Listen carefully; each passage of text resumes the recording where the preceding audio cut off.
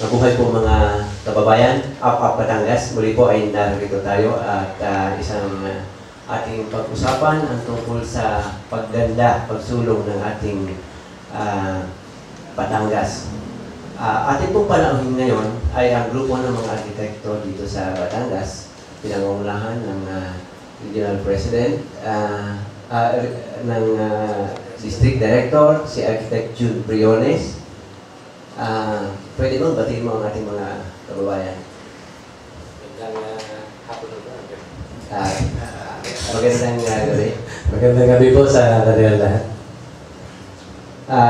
Si Architect Roel Abiera, Vice President ng United Architects of the Philippines, Batangas Chapter. At saka si Past Director, Architect Barion. And ang kanila pong presidente, si Architect Ariel de la Cruz. Pwede ba batiin mo ating mga kababayan? Architect Ariel de la Cruz. Magandang gabi po sa mga kababayan natin Batanggenyo. Yan po ang presidente ng United Architects of the Philippines, Batangas Chapter. Sa kabilang side po naman, ay kasama natin ang People's Management Association of the Philippines, Calabarzon. At ang kanila pong, ang ating pong Pangulo, ng pinangungunahan po ng ating Pangulo ng PIMAC sa Calabarzon, ang Vice President for Corporate Affairs ng Yasaki Torres, si Captain Eblasin. Magandang gabi po sa inyong lahat at salamat po sa pagpapunla sa PIMAC Calabarzon ng Up Batangas. Siyempre, kasama po nila ang kanilang Vice President, si Captain Pulido. Magandang gabi po sa lahat, lalo-lalo po sa Batangas po. At ang kanila pong director, si Cecil Terrible. Siya po ang may-ari ng ating balay Isabel Diang dinadayo sa Talisay. Magandang gabi po sa inyong lahat at sana ho makapunta kayo lahat sa amin sa Club Balay Isabel, Talisay. Kasama po rin nila si Director Ernie Deliosa. Magandang gabi po, mapagpalayang magandang gabi sa inyong lahat. Siyempre, kasama ko po ang Chairman ng Batangas Chamber of Commerce, si Capel Calaw. Sa mga tumatangkilik na aming programa, magandang gabi po sa inyong lahat. At ang representative po ng Action Group for Social Responsibility. Magandang gabi po, Ronnie Carbonell po, representing Philippine Action Group for Social Responsibility. Magandang gabi sa atin lahat. Siyempre, sana'y nasa mapayapang lugar ang ating kasamang Meds Kahanding na yumaon ng magdaang linggo at kaya nga po kasama natin dito ang si Ronnie. At ang ating pong presidente ng Rotary Club of Lipa South, si Charlie Cuenca. Magandang gabi po sa ating mga tagapanood sa gabi nito. Maraming salamat sa pagsusubaybay niyo lagi sa amin linggo-linggo. Ang si Lieutenant Chong ng 748 Combat Group. Magandang gabi po sa inyo lahat sa lahat po na nakikinig at nanonood ngayon po ng Up Batangas. Siyempre po, ang ating fundador dito sa Up Batangas, si Colonel Jerry Zamudio at ang kanyang anak na architect, malapit na rin mag-architect. Thank you very much, Ding, at sa lahat ng ating mga guests sa araw na ito. Ito ay napakalaga sa pagpapalakas po ng ating ng tiwala ng ating mga kabayan sa ating pamalaan at sa kanyang pamayalang tinitirhan. So, sa inyong lahat, welcome po sa ating programa. By the way, yung programa po ng AUP sa UNTV ay panoorin niyo po every Saturday po yan from 8 to 9 in the evening. Yan po ay bayanihan sa UNTV at marami po kayong matututunan tungkol po sa mga programa ng ating Salitang Lakas ng Pilipinas. At ipakala ng aking anak si Raya Angelica at ang aking asawa si Nilda Samudio. Magandang gabi, Raya. Pag-usapan muna natin ang tungkol sa People's Management Association. Alam ko may hirong kayong dalang announcement. Kapitid. Magandang hapon po muli. Kami po sa People Management Association of the Philippines, Calabarzon Chapter, ay muli na namang may isasagawang tinatawag na learning session. At ito po ay sa kauna-unahang pagkakataon, ang aming po mga panauhin na magbibigay ng kanilang, mag-share ng kanilang magagandang experience to showcase ng mga leadership sa people management ay ito mga namumuno sa mga probinsya ng Batangas, Cavite, at Laguna. At ito po ay gagawin sa October 18 sa Club Balay Isabel. At October 18, Friday, 1 to 5 ng hapon.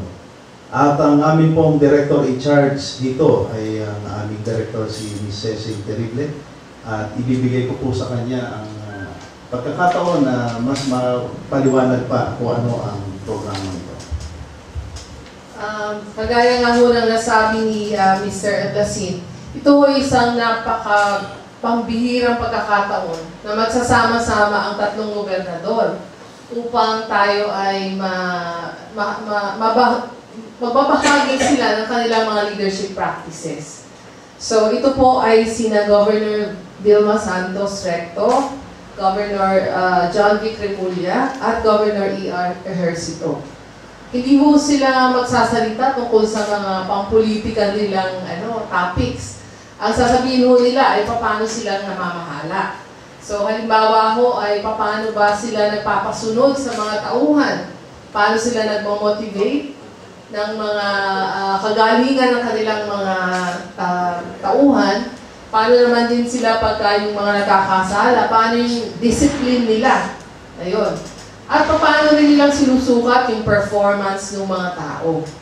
At lahat yan ay towards yung kanilang goals, yung goals ng kanilang organization. Dahil marami yung tao, yung mga gobernador natin. Ayun, yung kanilang staff. Also, paano nila pinipili? Anong kanilang mga criteria for choosing their staff. So, kasabihin din ho nila sa atin kung sila ba ay mahigpit magpasunod o nagbibigay lang sila ng broad guidelines sa mga tauhan. Ayun. So, sa tingin ho namin, napakagandang pagkakataon ito. Iniimbitahan ko ho lahat ng mga people managers dito sa Batangas.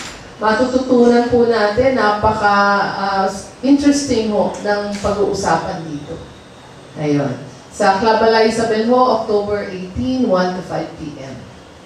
Tatagdagan ho pa siguro ng ibang mga direktor, sinabi ko. Kagaya po na sinabi ng aming director, na ito po ay initiative ng PMAC Calabarzon para mapalakas po, lalo-lalo na po yung mga HR na grooming to be a full-fledged HR practitioner. Ito na po. Magandang gabi po. Papaalala ko lang po yung aming activity entitled Managing in High Growth Environment. Ang ating pong magigiting na gobernador ng Calabarzon ay confirm na po ang kanilang pagtalo. So, magkita-kita po tayo doon, October 18, 1 to 5 p.m. Labas lang po tayo sa ating mga opisina, puntahan po natin ang ating leader. Maraming salamat po. Ano nga po ba itong PMAC at bakit kayo nag-aanyaya dito sa inyong okasyon na ito? Ang PMAC po ay stands for People Management Association of the Philippines. Ito po ay isang premier organization of human resource practitioners and people managers. Sa buong kapuluan ng Pilipinas, ito po ay umaabot sa 2,000 miyembro, individual and private and corporate members. At dito sa Calabarzon, kami po ay umaabot sa 300 at patuloy pa itong lumalawak. Kami po ay marami nang nakikipag-partner sa amin because malawak po ang sinasakop ng aming asosasyon. bukod pa sa mga government agencies like Department of Labor and Employment, TESDA, PhilHealth, now it includes BIR, no? Para lang magtulong-tulong at ma-equip ang mga maski small-scale industries, mga namamahala po ng tao. Lahat po, from security agency, janitorial, hospital, customer BPO, manufacturing, including hog raising or different industries. Basta po humahawak ng tao ay pwede makabilang dito sa aming asosasyon. At ang aming pong itinutulak dito ay kinikilala po namin na ang tao ay isang important resource ng isang organisasyon. Kami po ay naniniwala sa human capital, nation building, competitiveness, industrial peace. So yan po ang aming mga advocate dito sa aming samahan. At kaya po kami po ay agresibo dito sa Calabarzon dahil ito po ang second sa NCR in terms of GDP. Narito po ang critical mass ng mga industriya at ito po ay hindi natin dapat pabayaan. So nagsisimula po ito sa tamang pamumuno at tamang pamamahala ng tao. So, dito sa okasyon ninyong ito, sino ang pwedeng pumunta? Sino ang inyong inaanyayahan? At kung mayroong mga, sabi niyo ay pwedeng maging miyembro ninyo ang mga individual na tao basta siya ay mayroong minamanage na tao, mayroong tauhan. Either siya ay human resource person, officer, siya ay manager ng isang opisina, o siya ay may-ari ng isang negosyo. Yun ang pwede ninyo maging miyembro. Tama ho yan. Tama. So, pwede, kung sino man ay pwedeng umattend doon sa inyong okasyon na yon? Pwede ho. Lalo lang ho yung mga mga eskwelahan, yung mga namumuno sa mga eskwelahan. Kasi ito ho, ang session ho ay magpapalawak talaga ng kaalaman tungkol sa pamamahala sa mga tao. Yun ho ang ng function ng human resources sa kumpanya. Pero dahil mga governors itong magtuturo, ang inaanyayahan din ho namin yung mga presidente ng mga kumpanya, mga head ng mga colleges and universities dito sa Batangas, may-ari ng mga negosyo, mga professional associations, so kagaya ng United Architects of the Philippines, yun ho mga miyembro ng Rotary Club, kasi karaniwan ho yan, mga businessmen din, na mga negosyante. So, kahit kung sino na naghahawak ng tao, gusto mapaunlad ng kanilang kaalaman, pwede mo dito sa PMAC at pwede mo umattend itong aming session with the governors. Colonel, baka mayroon ka ng katanungan sa Philippine People's Management Association. Una-una is salamatan ko lang si Fidel, because that was, I think, 4 months ago that I was invited as one of the speakers. May. And thank you very much for that opportunity, Fidel. My pleasure. And we were able to communicate, promote our IPSP Bayanihan doon sa lahat ng mga participants nila. And napakarami nila. And yung kanilang mga speakers doon is hindi mga kung sino-sino lang. And na-witness ko talaga personally na yung mga speakers na is my high caliber talaga. And with what they said, 3 governors will be invited for this forthcoming activity. Big deal ito, malaki ito. And magkakaroon ng opportunity yung ating mga attendees na i-engage yung ating mga governors dito sa 3 probinsya na ito para malaman nila kung ano ang direksyon, ano yung plano ng tatlong probinsya para yung ating tamang invitation nila sa mga may-ari ng mga schools. Dahil yung mga schools kasi importante na tingnan din nila ano bang direksyon ng kanilang edukasyon na i-offer doon sa mga kabataan. Kasi baka ang buksan nila ay hindi pala yun ang requirement dito sa lugar natin. Kaya mas maganda, tama yun na kapilin na inibitahan niyo yung mga administrators para pwede sila formulate ng mga bagong kurso ngayon na magiging responsive doon sa requirements ng probinsya natin, lalawigin natin. Ibig sabihin is relevant yung kurso na i-offer nila.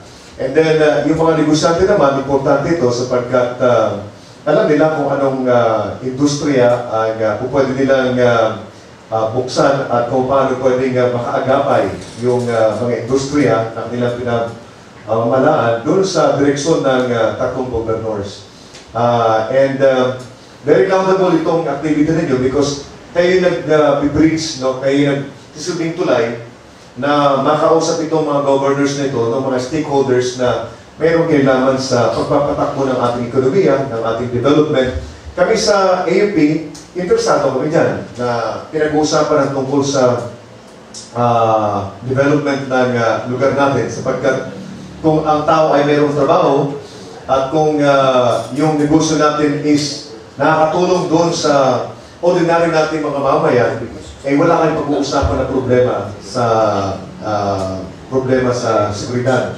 Sapagkat ang mangyayari yan is magiging irrelevant sila. Magiging irrelevant yung grupo na gustong magpapagsak sa ating pamanan. But just the same, ang pakiusap ko lang is continue collaborating with our security sectors. Pag sinabi natin security sectors, nandiyan yung ating kapulisan, nandiyan po yung ating Armed Forces of the Philippines, at lahat ng mga ahensya ng ating pamahalaan na directly or indirectly ay meron silang kinalaman sa pagtataguyod ng maayos na pamahalaan. So, congratulations na. Masabi ko sa nila, congratulations for coming up with this kind of very relevant and laudable activity. Caroline? Okay. Ako'y natutuwa at meron kayong ganyang programa sa ngayon para sa mga tao. Darating na ang 2015 kung saan yung zero tariff sa mga malalaking kumpanya, mukhang hindi masyadong problema ang pagpasok ng iba't ibang produkto galing sa ibang bansa. May usap nga kami ni Sir Fred. Malamang maapektuhan ng SMEs. Kaya, paano natin ililink yung leadership na ito sa senaryo na darating sa 2015 na kung saan ang mahihirapan ay ating mga kasamahan sa SMEs?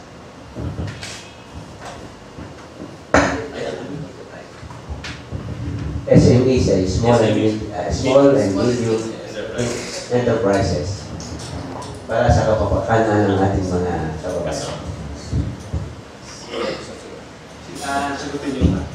Ang sasagot ay ang PIMAP. Kapitid. Tinatanong ni Ronnie kung paano inililink ito sa usapin ng 2015 sa tariff, zero tariff. Siguro po ang aking masasabi dito, ano po ang pinag-uusapan dito ay labanan ng productivity, efficiency, fast lead time, ano po, high quality, fast delivery. No? At ang amin po masasabi po rito ay kami po ay paano ang isang namamahala ng mga tao ay mamomotivate niya at may engage niya ang kanyang mga nasasakupan para madala sa high productivity, high efficiency, industrial peace, towards industrial peace. At yun namang the technical side of competitiveness. Yan po ay hindi po namin sagot po yun.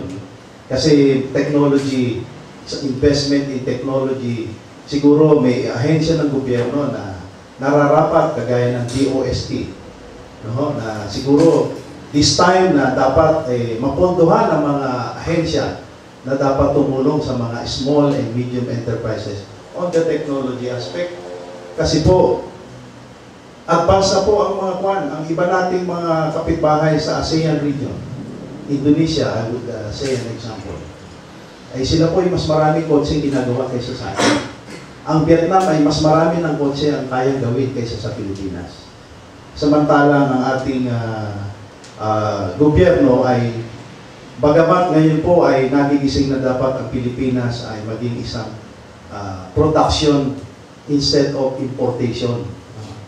So, Sa aking palagay, yung mga SME na yan, sapagkat yan naman nagsimula ang Japan, mga small and medium enterprises bago naging malaki. Ano? Yan po ay dapat pagtulong-tulungan ng ahensya ng gobyerno kung paano po yan mapapalakas. Technology, financing, at kami naman po sa PIMAC ay yung tamang doon kami sa management ng tao. Makakatulong. Kaya nga po kami ngayon ay even the government agencies, gaya ng DILG, yung mga peso managers, sila po'y kasama na sa aming association, uma-attenda po sila. No? Yung good governance aspect, yan po ay makakatulong para ang isang local government unit o isang government agency ay maging magaling at maisip nila na ang mga SME ay talagang matulungan at mabigyan ng protection. Protection po. Ang industriya dito sa Pilipinas ay masasabi ko kulang sa protection ng gobyerno. Sa ngayon. So ngayon, unti-unti na kakalampag ang government natin na marami palang mga pondo na dapat ay na-channel sa mga industriya at sa mga ahensya na dapat magbigay ng tulong. Yan lang po aking masasabi. Salamat, Kapit. Magandang gabi po ulit sa mga manonood. Tama-tama po ang inyong simulain yan sapagkat nito pong kami po pinalad na siguro mga ilang kung pa lang yan, yung pinunta natin. Nakakata ko sa Tagaytay. Kasama ko sa Tagaytay. Nagkaroon kami ng workshop doon na kinabibilangan ng, ito nagkuhan nito USAID, no? Kinabibilangan ng Academe, tsaka LGU, tsaka itong kami, private sector, no? Industry, na kabutihan pala, nai-represent ko po yung agriculture.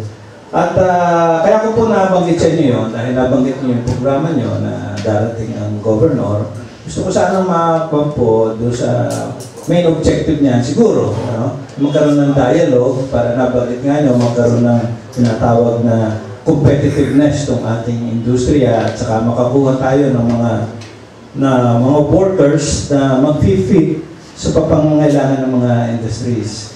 At dyan ba sa programa ninyo ay magkakaroon ng workshops?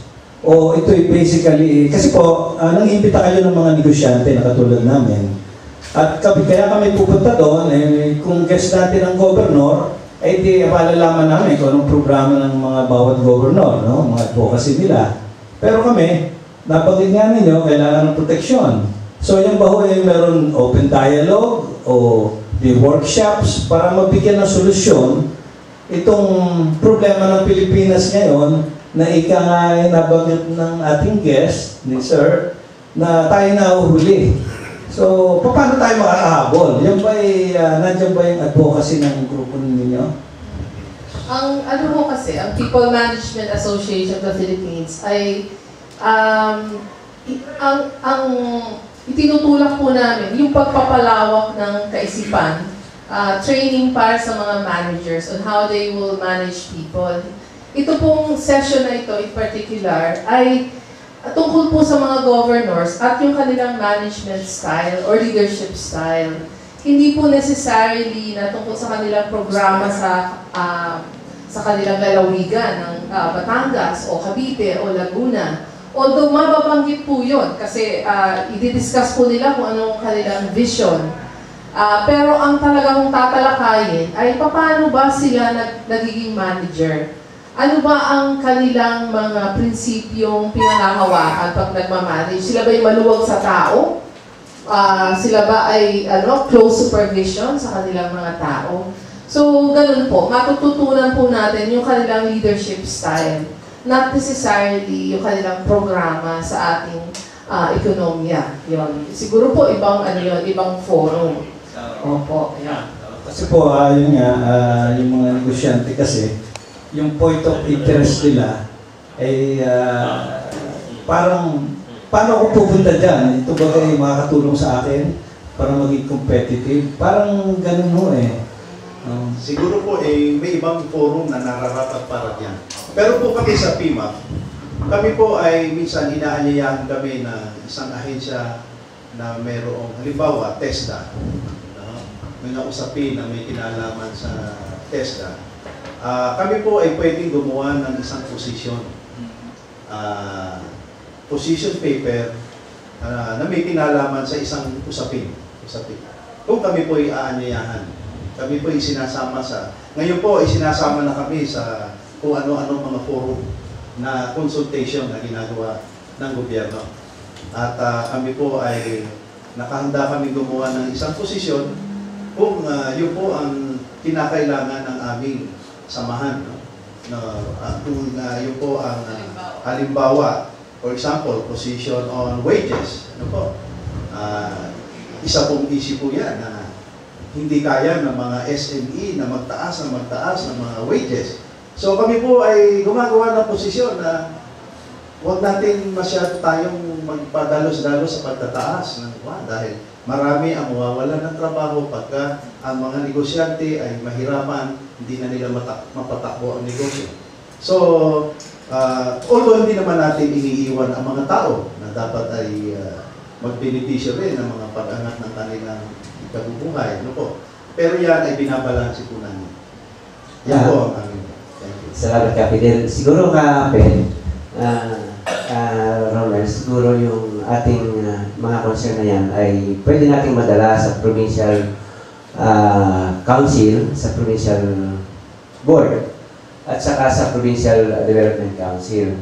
Tapos mayroon tayo ngayong mayroon tayong National Competitive Council at mayroong Regional Competitive Council kung saan naimbitahan ang inyong lingkod na makasama doon. At alam kong nag-aanyaya sila ng siguro kapilero, sasabihin ko dapat makapag-voice out ka doon sa mga meeting ng Regional Development ng Competitive Council. Kasi ang pinag-uusapan natin doon kung paano palalakasin ang ating komunidad para makipag-agawan ng hanap buhay sa mundo. So, yun mga ganong forum ay doon siguro yung klaseng yun ang usapin, pwede nating dalahin. At saka sa ating mga planning officials sa probinsya at saka sa city, sa lokalidad, yun ay pinakamaganda sigurong forum para dalahin natin yung mga dyan. And saka sa pamamagitan ng ating ganitong pag-uusap, siguro naman ay yung ating mga namumuno na makakarinig, makakamasid ng ating pinag-uusapan dito ay magiging aware na kinakailangan pinag-iisipan din nila ang mga ganito. Siguro, dadako ako sa tanong ng Charlie Cuenca. Presidente po ng Rotary Club of Limassol. Okay, magandang gabi po. Ang tanong ko po naman ay ganito. Tungkol sa organization nyo, kailan po ba ito itinatag, itong PMAP, At ito po ay the whole Philippines ito, pero tayo po ay members ng Calabarzon. Ang national organization po ay tinatag noong 1956. Hindi pa kayo pinanganak? Hindi pa ako. Ako po'y nasa langit pa yata. Ito naman po, Calabarzon ay tinatag noong 1976. Opo. So, nagpasalin-salin na po ang mga pamumuno dito. So, ang industriya po ay hindi pa masyadong booming nung panahon pa. Nagsimula ito bilang Laguna chapter lamang ng PMAP National. Since na-industrialize po ang 5 probinsya, naging Calabarzon. Ang 748 Combat Group, kasama ng tanong at saka update. Magandang hapon po sa nakikinig po ngayong gabi sa programa po ng Ako Batangas. Siguro po sa amin po ay People's Management Association of the Philippines po. Sa tingin niyo po, sa amin po kasi, ito po kasi sa amin, yung ahensya na nag-govern sa amin, which is DND po. Yung pong sa iba naman po, is within the respective departments po.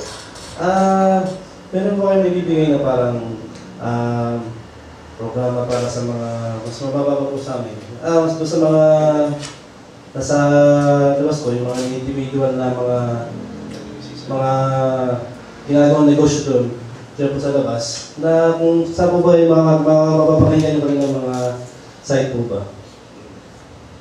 Yeah.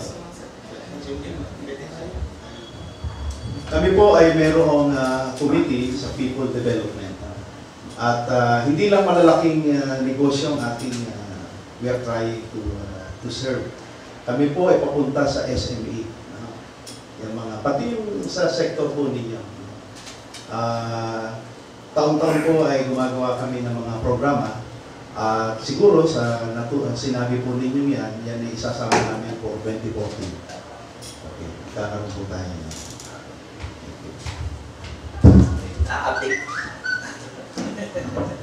Sama ko na rin po yung updates namin para may po kayong background para po tungkol doon sa amin po. Simula po nung since 29 September po up to this day po, 05 October, yung pong civil-military activities namin last 30 September, yung pong walong personnel namin sa 740 Command Group, 710 Special Operations Wing ng Air Force Boys nag-conduct kasama po ang Municipal Police Station ng Balete, Batangas na PD activity po. Ito po ay nag-garner ng beneficiaries na 370 students po. Nung naman pong October 1, nagkaroon po ng blood donation yung aming mga kasama sa kasundaluhan na tinulungan po yung certain po na si Miss Janet Lamegas, isa pong taga Barangay Malamanan, Balete, Batangas na nagsasuffer po na heavy bleeding. After po niyang mga anak po sa kanyang anak, yun po yun, tapos yung extraction po niya yung na-held sa ML Villa Memorial Medical Center sa Felix Manalas, Lipa City. Yung pong araw din po yun, meron din po kaming binigyan ng dugo. Yung isa pong may suffer po ng leukemia, si Mr. Aris Rafael, na taga Barangay Tangway, Lipa City. Yan po, naging matagumpay naman po. At saka po nung isang beses, yung may isa po kami mentally ill patient na tinulungan po i-transport sa National Center for Mental Health sa Mauway, Mandaluyong City. Yun po yung mga tinutulungan namin, plus yun mga naman natin po. Nung matos po, nag-conduct naman po ng tree-planting activity sa Barangay Pulambato po sa San Juan. Kasama po namin yung sa Army po, yung detachment commander po si Sergeant Dayo ng Army. Makapagtanig po ng doon, 310 Guyabana seedlings po. Madami ko rin po. Tapos po nung yung araw din po yun, ados po na Oktubre, nagkaroon din po naman power systems yung aming squadron sa Barangay, sa Batangas po, sa Barangay Tabangaw, sa training po ng pag-train po ng mga puno ng Tabangaw Elementary School sa Batangas City. Tapos, isa pa rin pong transportation assistance, yung pong sa feeding program po ulit nung sa Daycare Foundation na pinamumunuan po ng Mr. Johnny Balbastro, President ng Daycare Foundation Taysan, Batangas po. Yun po. Tapos, madalas na po meron po yung sa umakatindi po kami ng Municipal Peace and Order Council, yung kung bawat bayan po yung may kanya-kanyang MPOCs na binobo. Sa pagkukusan po, yung isa namin ang isang unit po namin, may isa ko siguro mga 3 bayan, doon po kami, tinitingin po kami sa mga pangangailangan ng mga nasa kupan nila. Tapos po, nung naman po, noong October 3, meron naman po medical treatment activity doon sa isa pong patient, si Shekinah Faith Perez, 8 taon lang po na bata. Dinala po namin sa Jose Reyes Medical Center sa Toyman, Manila, dahil po para sa i-check up. At yung pong last ngayon, yung natapos pong pro activity is yung eye check-up po na ginanap na pinamunuan po ng Golden Eagle and Preparedness in Disaster Response with Humanitarian Assistance ng Batangas po sa Barangay Tarumpo, Canora, Batangas City. Na nag-gather po ng 56 beneficiaries. Bali, yun po yung mga naging activity pa namin linggo-linggo o kaya buwan-buwan na kung saan po yung kung tulong po ng civilian stakeholders, kasama po yung mga pamunuan ng mga NGOs, nagko-collaborate po para may mapabot po yung mga local services sa mga nangangailangan po. Thank you po. So doon sa mga hindi regular na naaabot ng serbisyo, ay pinapaabot ninyo ang ginagawa ng mga opisyalis natin sa gobyerno. At siguro po, Architect Ariel, bago namin kayo tanungin, ay pwede kayo magtanong muna sa People's Management Association of the Philippines. Okay. So you are dealing with the people management. And hindi ko siguro kailan sa inyo, ang mga architect is one of employer of workers. And we are dealing with the, I might say, the lowest member of society. Medyo meron, I don't know. Kung sana meron din pong difficulties kami on, siyempre kailangan natin tingnan ang welfare ng bawat isa. Meron po ba tayong maibibigay ng programa din o ma-suggest para matulungan din kami kung paano rin namin sila mapoprotekta?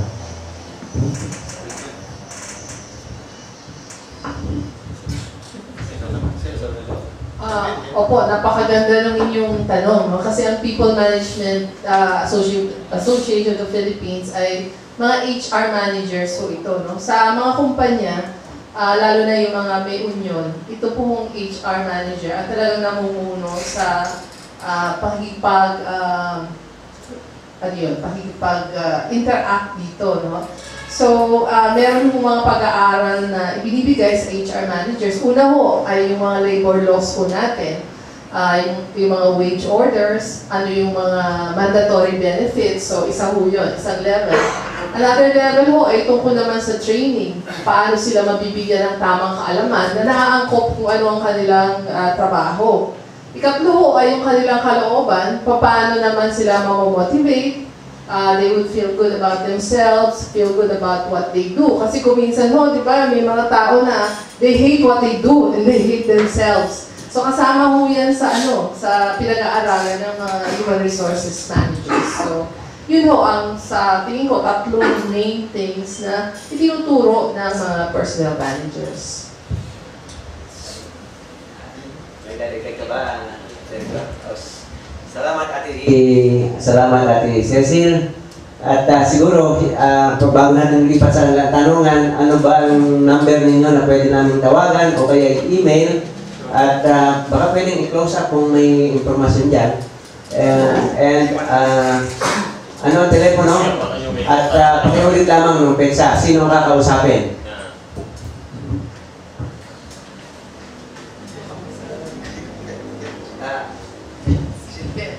So, sino po ang pwedeng tawagan at ano ang number?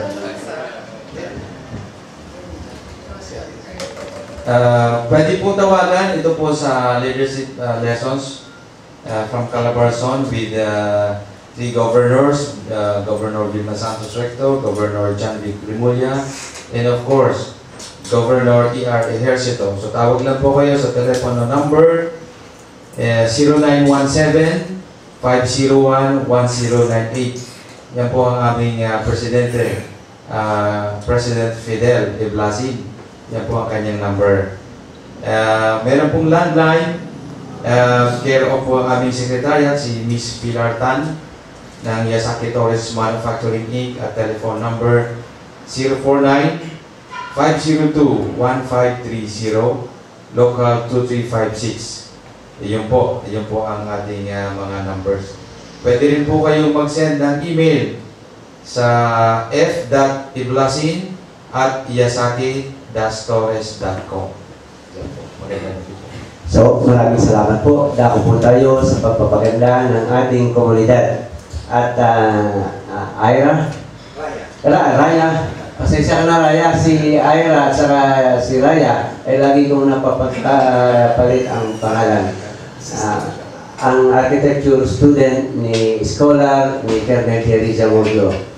So, inanyayahan po natin ang United Architects of the Philippines Batangas Chapter sapagkat sa mabilis ang pagsulong dito sa atin. Sa ayaw natin at sa gusto, ang Batangas ay isang sentro ng development. Geographically and historically, ito ay nasa panahon ng pagdami.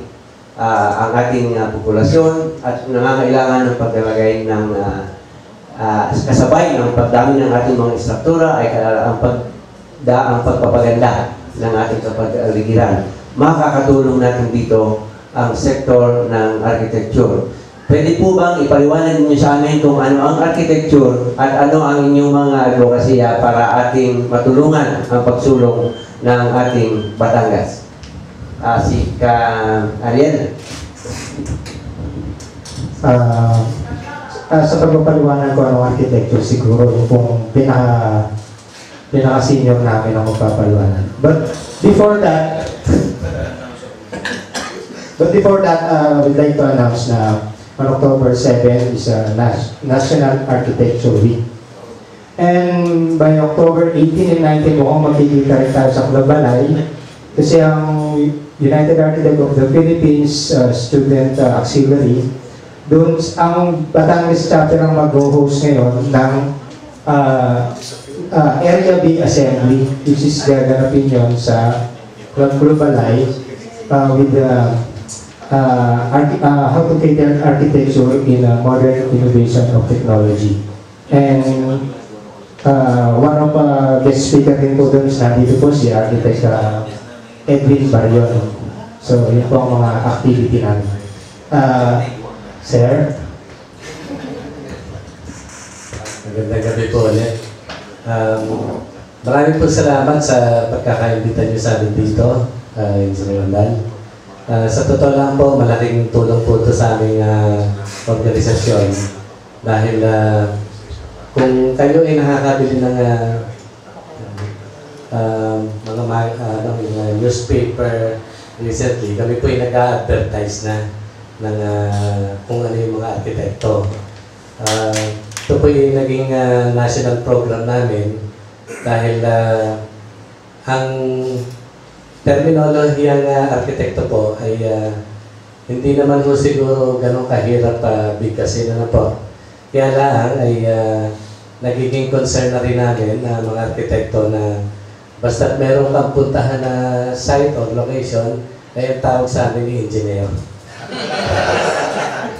Hindi ko malaman kung nahihirapan bumigka sa mga tao ng terminology ng titulo namin.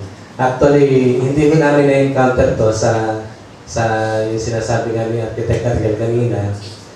We are dealing with the grassroots society as well. Kahit po doon sa mga ibang samahan, kahit doon sa grupo lang ng mga asosasyon ng subdivision, ay natatawag din akong engineer. So, ang pagiging arkitekto po, ito po ay isang napaka-lawak na profesyon. Dahil nakakaintindi po kami ng halos lahat ng siyensya ng engineering. Kaya po ito'y dinesign na kayo ng arkitekto po ay para alam ng arkitekto bilang isang namumuno sa isang project, dapat ay nalalaman niya ang lahat ng sciences, hindi lang po art. So ito po ay kombinasyon ng art and science, ang architecture. Ang isa nakakalungkot lang po dito sa atin sa Pilipinas ngayon, na actually hindi lang po dito, sa ibang parte po ng mundo nangyayari din sa kanila, na ang art lamang po ang nakikita ng madla. Yun lang po ang inaakala nilang trabaho ng arkitekto. Pero sa totoo lang po ay kumbaga dito sa ating Katagalugan, tinatawag natin kung mas matahid ang pinag-uusapan, ay makikita nyo na mga arkitektong mas matahid ay nakakaintindi na mas malalalim na sa iba't ibang siyensya, like lalo ng kasamahan namin allied profession, which is engineering. Meron po kaming part ng advocacy namin is yung na-mention kanina na naitanong doon sa kabilang sa PMAC po regarding the 2015. Actually, may kasunod pa po yun, 2020. In 2015 is yung Mutual Recognition Agreement ng ASEAN. Ano po? Ang 2020 naman po ay global. Ang kino-concentrate po natin ay preparasyon ng pagdating ng mga dayuhan dito sa atin. Naulit ko po sa isang samahan namin sa national level. Huwag natin katakutan ang pagdating dito ng mga banyaga. Mas maganda siguro kung ma-develop natin sa mga kasamahan na tayo ang katakutan nila pag tayo pumunta sa kanila. Ang mga arkitekto po ay isa sa mga grupong nahahanda sa labanang yan. Dahil hindi lingid sa inyong kalaman, karamihan sa ating mga kabataan arkitekto nandun na. kumbaga may advance party na po kami. Ang inaayos lang po namin, kung paano namin ayusin ang aming mga companies to integrate with our architects abroad. At ngayon po, pwede na namin umpisa ng marketing namin doon. And knowing these people sa PMAC po, ay palagi ko po, malaki na itutulong din yun sa amin sa portion na iyan. At nasahan nyo ang aming pagsali sa inyong organisasyon po. Salamat po.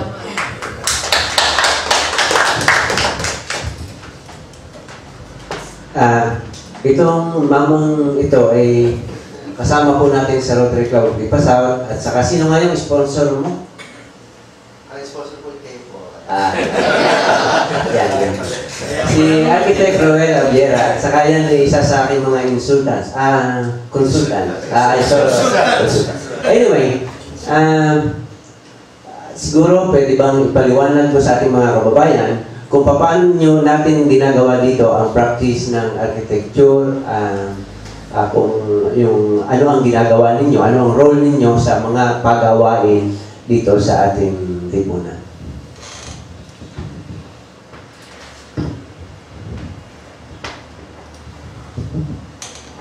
Okay po, magandang gabi po sa inyong lahat.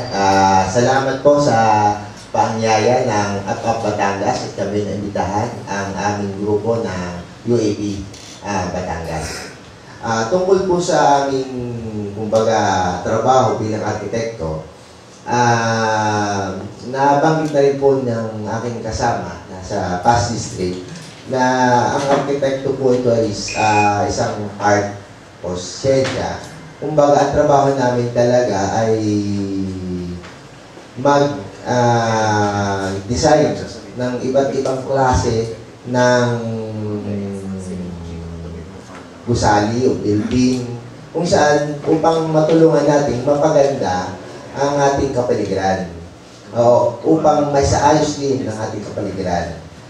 Kami ang nagpaplano upang ano ba ang tamang disenyo sa bawat klase ng gusali.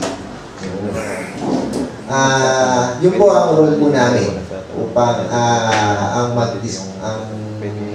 una hindi lang po mag-design, kundi pag-aralan muna. Ang unang stage ng aming, kumbaga, ang aming unang stage ng practice ng arkitekto ay magkamaroon muna ng feasibility study. Itong feasibility study ay pinag-aaralan namin hindi lang upang ano ba ang kailangan bago itayo itong building. Una, sa site ba, kung ito ba ay ang ating site ay patag, kung ito ba ay sloping, kung ito ba ay ang klima ba nito ay maulan, malamig, doon namin pinagbabasihan ng aming disenyo. Ngayon, kung makuha na namin lahat ng data, doon pa lang kami nagsisimula,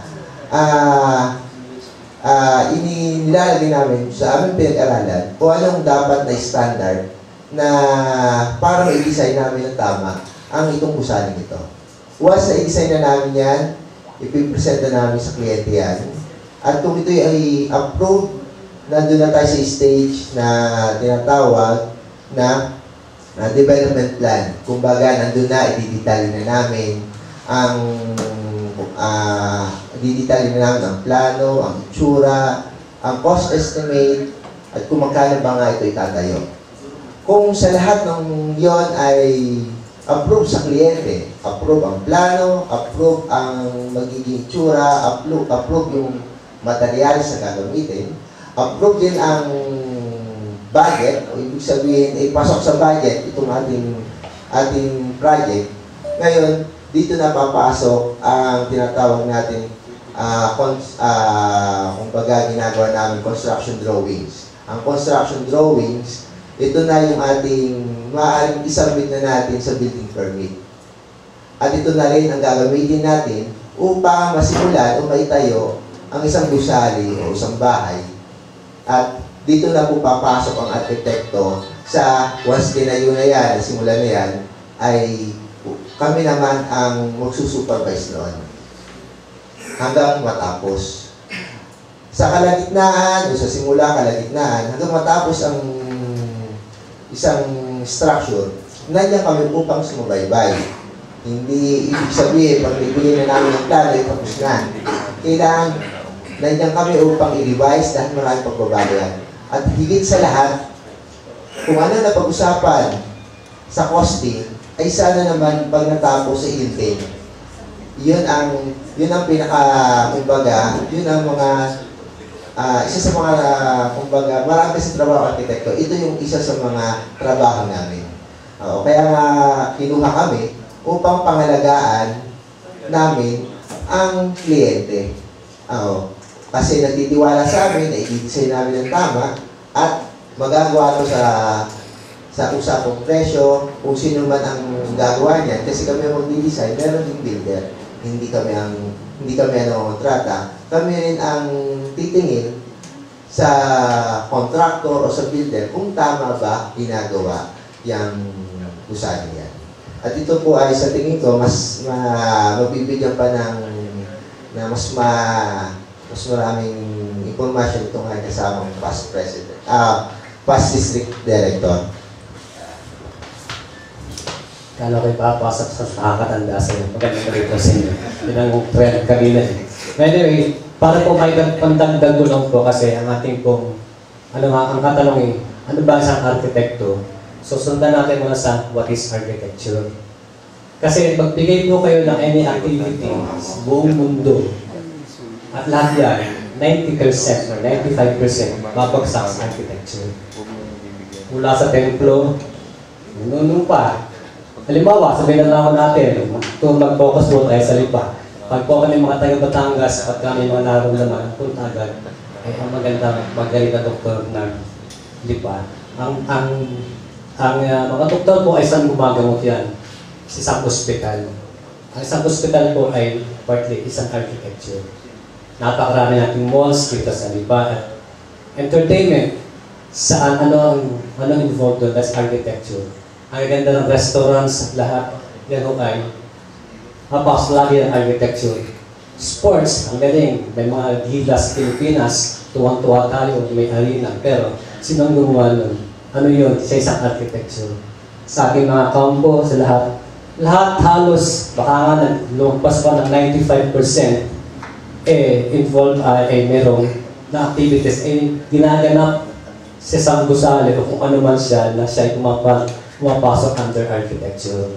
So, ganun ho kalawak ang ibig sabihin ng bawat galaw ng tao sa buong mundo ay umaampilog sa isang gusali o kung ano man na under architecture.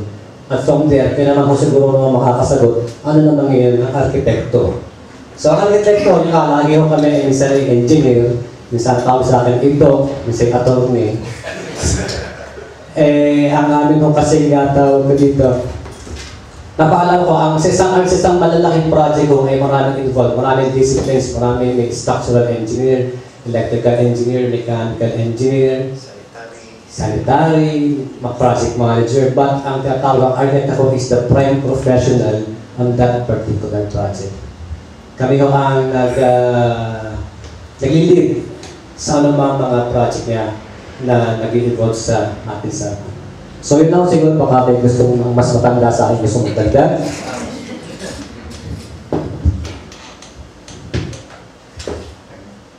Siguro, magdadagdag si President Ariel. Hindi na, okay na po. Napaliwanag naman po ng mga kasamahan ko kung ano talaga ang architecture. Magtatanong siguro si Raya. Si Engineer Jerry Zamudio. At saka ang kanyang anak na si Raya, architect. Thank you very much, Dean. Alam mo, ang taas ng respeto ko sa mga architect kasi alam mo yung kanilang creativity na napakataas. Unang-una, kailan medyo may halong takot kasi pag pinadala mo sa arkitekto, masyadong ang interest nila yung mukha, yung physical appearance, di ba? Ganun ang arkitekto eh. Sila is, medyo ang concern nila is yung design, is more on the physical appearance of the building or kaya yung structure. Kaya sa ngayon, makita mo nag-i-evolve na. Ang dami ngayon na mga building na makita mo umiikot, mayroong sa ating kasi civil engineer, ako si civil engineer, si Engineer Davis, also a civil engineer. Sa amin yung economy, di ba, no? Safe at saka economy. But sa inyo, nakita ko talaga sa mga architect ngayon, kung saan pupunta yung design niyo na parang kami, pag tinignan namin, parang unstable na eh. But kung tatanungin mo ang arkitekto, is talagang ito yung evolution ng ating pag-design talaga. Kung makita mo, sa Dubai, ang dami ng mga buildings doon na talagang ibang-iba ang mga design nila. And mabilib ka sa mga architect, pati doon sa klase ng material na gagamitin, alam nila. Ito yung isang malaking challenge din sa mga arkitekto natin, kung paano sila makaka-paste doon sa klase ng mga materials na lumalabas din ngayon at paano nila ito i-adapt doon sa mga bagong design. Pero ang tanong ko lang is, tayo kasi Pilipino tayo, di ba? No? At ang nakita natin ng mga arkitekto ngayon, yung mga design, karamihan ito galing sa ibang bansa. Ang tanong ko is, paano yung design natin mga Pilipino? Di ba? At saka paano natin i-adapt yung design natin doon sa talagang kinakailangan ng ating present time, yung tungkol sa mga green. Kasi ngayon si Palafox ang kanyang pinopromote yung green architecture, di ba? Ilan siguro, kung paano natin pwede naman na i-maintain natin yung ating pagiging Pilipino architect naman. Ito ba, tinuturo ba ito sa inyo? Or talagang nagdadala kayo ng design na galing sa Europe, galing sa ibang bansa na talagang nagagandahan?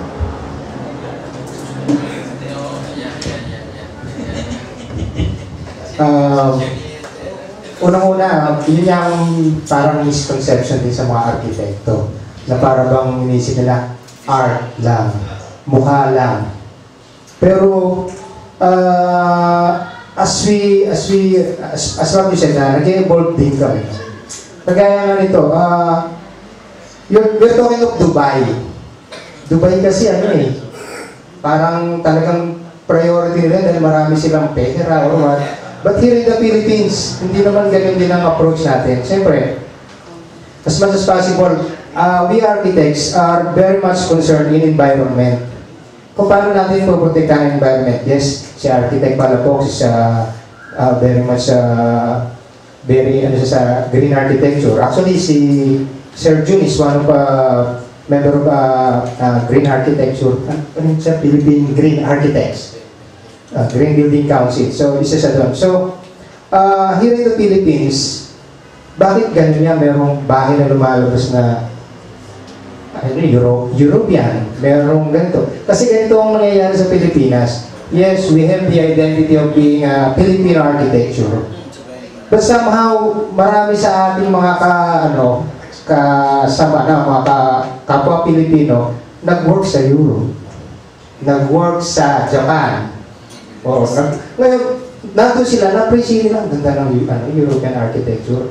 Architect, pag-design mo naman akong bahay na something European.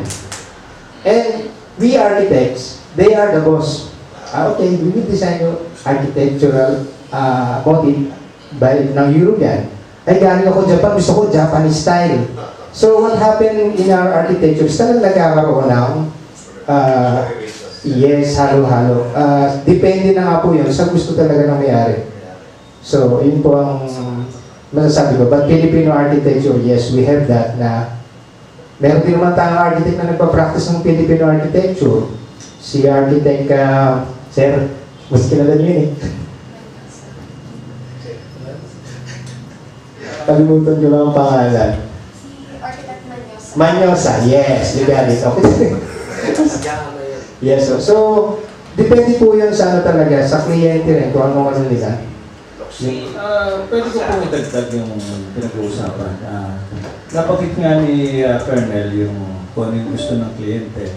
Pero meron tayong sarili natin dapat kultura. Na iyan, kung tutuusin, nasa ating gobyerno. For example, si Architect Luxin, alam naman niya yun, dating arkitekto yun. Pero yung mga dinesign niya ng mga struktura, ay hanggang ngayon hindi natakila sa buong mundo. yan ay, ibig ko sabihin, kung yan ay dapat i-programa din ng ating gobyerno na magkaroon tayo ng mga struktura na hindi natin kinokopya sa ibang bansa, kundi yung sarili nating identity. Na ito ay, sabi nga ninyo, creative ang mga Pilipino. Eh bakit hindi tayo mag-create para yung damit eh? Bakit naging popular yung mga nagde-design ng damit sa ibang bansa? Ginamit ang sariling materyales. Ano? Ang ibig ko sabihin, siguro ito ng panahon para yung ating mga Filipino architects sa pamamagitan ng pagsulong ng ating pamahalaan na magkaroon tayo ng identity. Kasi nakikita ko sa ibang bansa, galing ako sa Vietnam, nakita ko yung struktura nila. Basically, Vietnamese. Sa China, minimaintain nila yung mga matatanda nilang struktura. Sa iba't iba. Ngayon tayo, nangungopya tayo eh. Ibig sabihin, nasa ating, kasi nga, sabi nga ninyo, kung ano yung gusto ng kliyente. Normally, talaga, gano'n naman talaga nangyayari. Kung anong gusto. At saka at the same time, yung nabanggit ko rin nga pala yung dapat dyan, sa aking palagay, ang arkitekto, parang may personal, parang meron siyang relationship sa kliyente. Sapagkat ang kliyente nagbi-visualize, sinasabi niya yung dream niya. At dahil nga sa creative ang arkitekto, kailangan iniisip din niya kung ano yung laban ng imagination ng kliyente. Kaya ini-interpret siya ng arkitekto eh. Kaya nasabi niyo, it's an art. Yun lang po. Science. Announce ka. Si mag-update ka. Ito po, gusto ko sanang ibalita na dito po sa October 16, sa Club Filipino, meron po kaming Multi-Agri Summit. Na ito po ay sa pamamagitan po ng National Federation of Hog Farmers at saka ng Pork Producers Federation of the Philippines at saka ng Swine Development Council. Ito po ay parang kinukontinue po namin ang aming pong concern sa industriya ng paghahayop. Kasama po dito ang mag-itlog, magbababoy, mga feed millers at saka iba't iba pong sektor sa agrikultura. At sa pamamagitan po ng summit na ito, pinaalam namin sa pamahalaan po ang aming mga problema. At basically din po yung food security ng ating bansa. Kaya po iniimbitahan po namin yung mga kasama po sa aming industriya sa October 16 sa Club Filipino. Ito po yung open sa mga sa industriya. Salamat, Chairman Ted. Magkatanong ang architecture student ng Sarasal, si Gaya.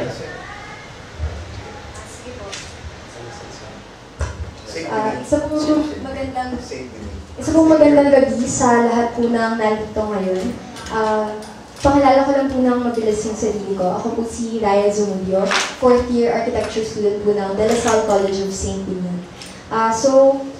Tungkol lang po dun sa na-mention po ni Tita Pen. Tungkol po dun sa Filipino identity at saka culture sa architecture. Sa amin pong school, talagang tinuturuan po kami na tangkilikin yung Filipino architecture. Meron po kaming mga subjects such as tropical design para po ma-address yung climate dito sa Pilipinas. At sa architectural design classes din po namin, parang talagang ini-encourage po kami na ma-reflect po yung kultura ng ating bansa.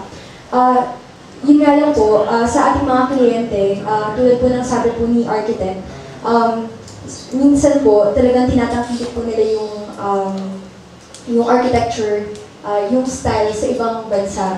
At yung kakayanan po namin mga arkitekto, parang hanggang sa consultation lang po kami at saka parang nai-influence lang po namin yung kanilang desisyon para piliin ang Filipino architecture at hindi po namin talagang pwedeng pilitin na kami po yung mag-decide para sa kanila na Filipino architecture po yung dapat piliin. So yun lang po. Talagang arkitekto na rin yung sagot mo ha. Siguro bibigyan daan natin ng PMAP para magtanong dito, ating mga bisitang PMAP para magtanong dito sa mga arkitekto. Meron ba kayong katanungan? Si Capitol. Capitol na rin ako. Yung ASEAN integration, mga professionals ng ASEAN region, pwede na sila mag-practice dito eh. Kakompetensya nyo rin po sila. Opo. At ang mga licensing po niyan, I don't know kung ang itong PRC ay inihahanda ang licensure ng mga present architects, incoming architects na recognized din sa buong region. Hindi ko alam kung ano ang status po nun. Thank you. Usisahin natin yan, Capitol, sa chat. Siguro kausapin natin one time. And maaaring dalhin natin yan sa RDC. At any rate, meron bang dagdag ang si Director, Past Director Ernie? June Briones, Architect June Briones. Opo. Katulad lang po nung na-mention kanina tungkol dun sa Philippine architecture na po. It is the same question na gusto ko rin tanong, what is American architecture? Ano po? Kung hindi ko natin tatanggapin ang evolution of man, ay ang architecture po ay mawawala ng silbi. Kasi po, ang Amerika, kahit naman yung napanood natin dati, hindi naman din ng mga Philippine dyan naman. And I believe the original Americans were Indians. Nakatira sa TV. Pero mga design naman ng architecture sa Amerika ngayon, malayo na sa TV. So kung ang mga Pilipino ay dating, hindi ko inabot na yung mga panahon yan, na in fact, other countries think that we live in 3 houses. Ano pa? Kulang na po tayo sa puno na pagtatayo ng mga bahay. Okay, so, pag pinag-usapan na natin architecture talaga number one, the client dictates because of the law of economics. Kung gusto mo mag-survive, not unless katulad ka kasi radical ka ni Architect Roark. Have you read about Architect Roark? Isa siya sa mga radical na arkitekto sa librong Fountainhead. Doon mo siya mababasa. At yan ang isang minimension niya, na ang gusto sana niya ay makakita siya ng kliyente na itatayo yung kanyang architecture. Ngayon, kung yun sinachallenge niyo sa amin, parang inaalisan niyo kami ng trabaho. Dahil mahirap kong ipilit kasi mas gusto kong ihambing ang sarili ko sa isang tailor. Now, we are designing kung residential po, a house fit for the family. Hindi mo RTW ang aking negosyo. Para mo kayo pumunta sa sastre.